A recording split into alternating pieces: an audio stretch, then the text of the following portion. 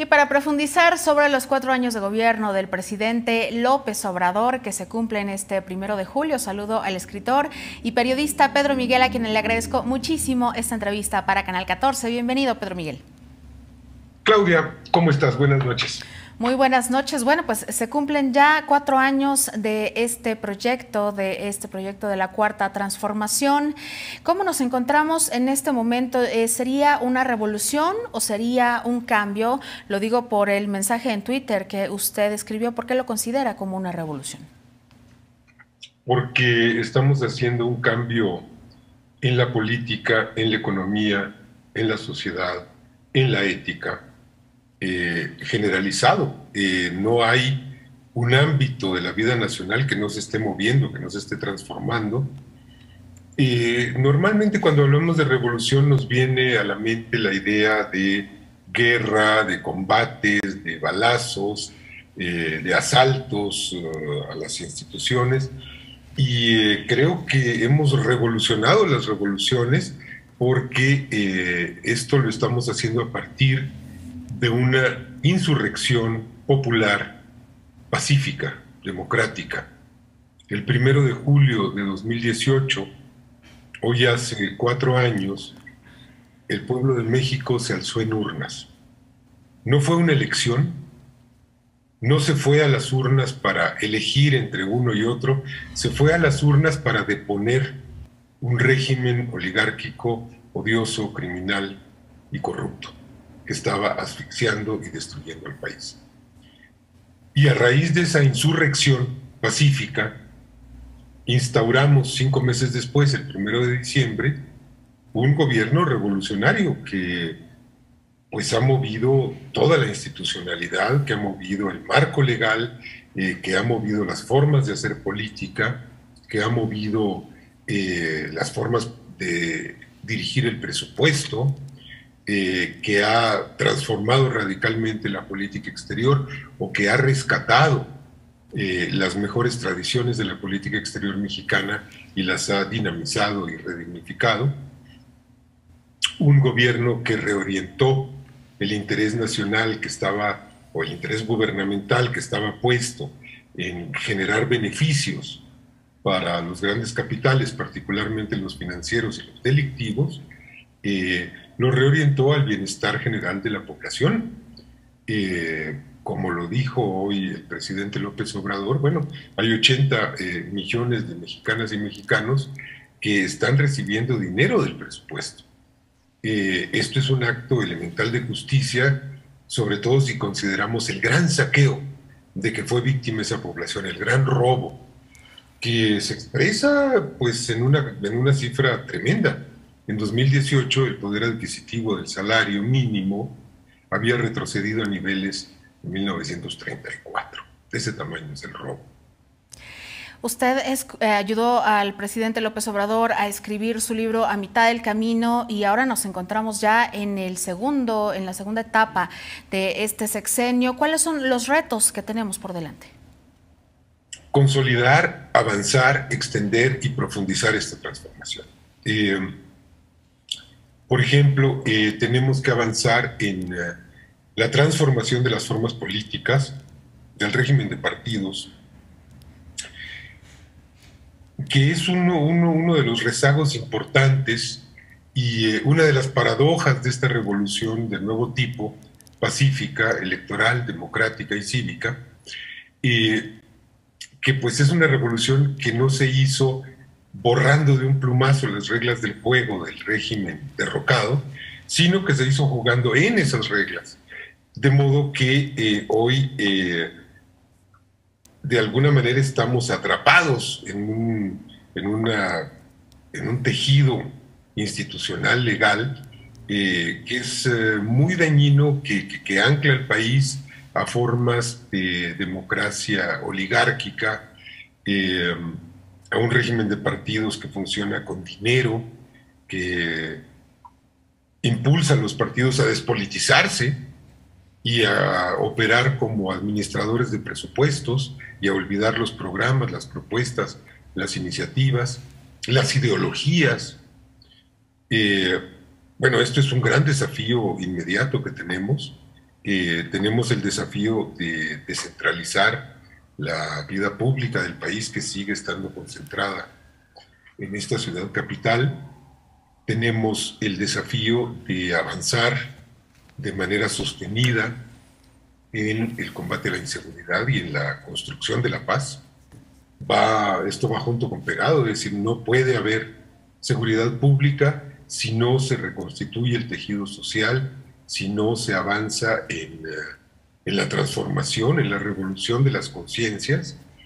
Este es un punto muy importante porque es una faceta que genera golpeteo constante contra el gobierno, y pues hemos visto en cifras cómo la propuesta López Obradorista ha tenido sentido y ha tenido resultados. Es decir, hay que combatir la violencia y la criminalidad en sus raíces, que son nada menos que la miseria, la marginación, la falta de espacios para la juventud, la descomposición social.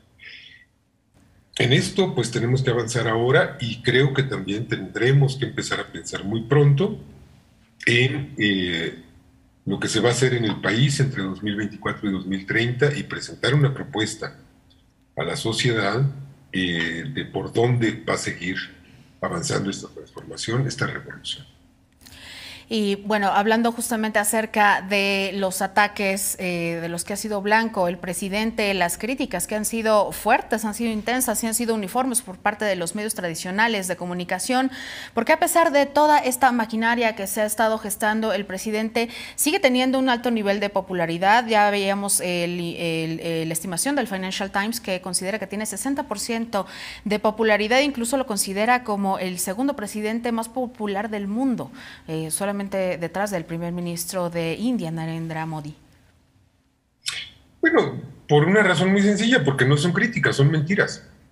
No hay una crítica de fondo a la propuesta gubernamental de la Cuarta Transformación. Lo que hay son calumnias, son difamaciones, son insidias, es una campaña sistemática de inventar cosas que no la venimos padeciendo desde 2018, la venimos padeciendo desde 2006. Y si mucho me apuras, Claudia, pues yo diría que desde 1982, 88, se ha difamado a la izquierda, hay lugares comunes del viejo anticomunismo de los años 50 del siglo pasado que se reciclan. Está el oro de Moscú, por ejemplo. El oro de Moscú se inventó para difamar a sectores progresistas y de izquierda en América, especialmente en Latinoamérica, pues en los años 50 del siglo pasado, desde antes. Ya ni existe la Unión Soviética y en 2018 seguían con el oro de Moscú. Creo que era León Krause el que se inventó que Putin estaba detrás de la inminente entonces victoria de AMLO en la elección, ¿no? Y estas cosas pues han perdido fuerza porque los medios tradicionales han perdido credibilidad. Se puede mentir una, dos, tres, cuatro veces al revés de la consigna goebbelsiana, pero llega un momento en que la mentira se desgasta. Goebbels dice que una mentira repetida 1000 veces se convierte en verdad. Yo diría que una mentira repetida 1000 veces se convierte en mentira, se evidencia como mentira. Y ya es muy difícil, por ejemplo, creer en una revelación que proceda de Carlos Loret de Mola, o en las fantasías de Riva Palacio de que Estados Unidos está a punto de romper relaciones con México y de declararnos la guerra por tirarnos el porta mal. Pues es al contrario. O las mentiras de Denise Dresser, o las mentiras de toda esta gente, pues es ya muy complicado sostenerlas.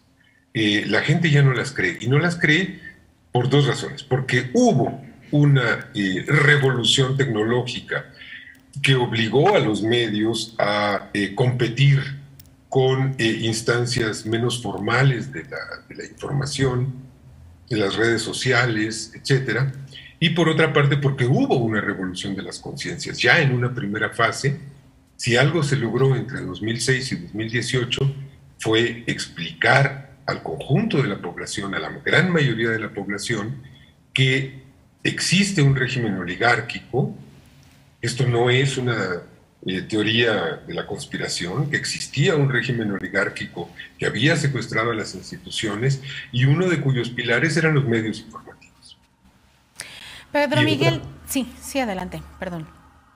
Y el otro pilar de esa primera fase de la revolución de las conciencias fue convencer a ese conjunto de la población de que ese régimen podía ser derrocado, de que el pueblo podía sacudirse a ese régimen. Y el pueblo quita y el pueblo pone, como ha dicho el presidente.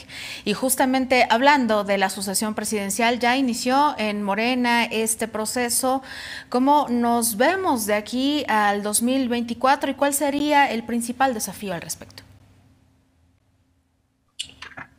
Me parece que el principal desafío es trasladar el foco de interés de la persona a la propuesta.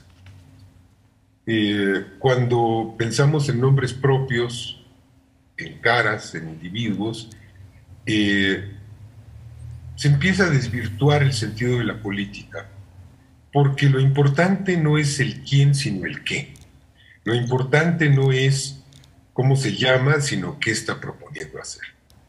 Y a mí me parece que el gran desafío es que el partido Morena logre construir por consenso un programa de gobierno 2024-2030 que todos los aspirantes a la candidatura presidencial se comprometan a cumplir.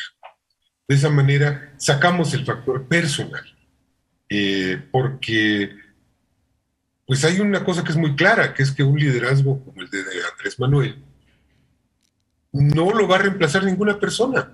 Eso es imposible. Es decir, este fue un liderazgo, está siendo todavía un liderazgo que ocurre raras veces en la historia. Entonces, la persona que llegue no va a tener esa energía tremenda. Entonces, ¿dónde debe estar la energía? En las ideas, en las propuestas, en lo que se le va a plantear al país como proyecto de nación, que básicamente es la continuación de lo que se ha hecho, se hace y se seguirá haciendo de aquí a 2024, entre 2018 y 2024, pero que habrá que actualizar, poner al día, ampliar, extender y robustecer. De acuerdo, pues con esta perspectiva nos quedamos. Pedro Miguel, un gran gusto que nos haya acompañado aquí en Informativo 14 de Canal 14. Claudia, un abrazo para ti y para quienes nos escuchan. Gracias, hasta pronto.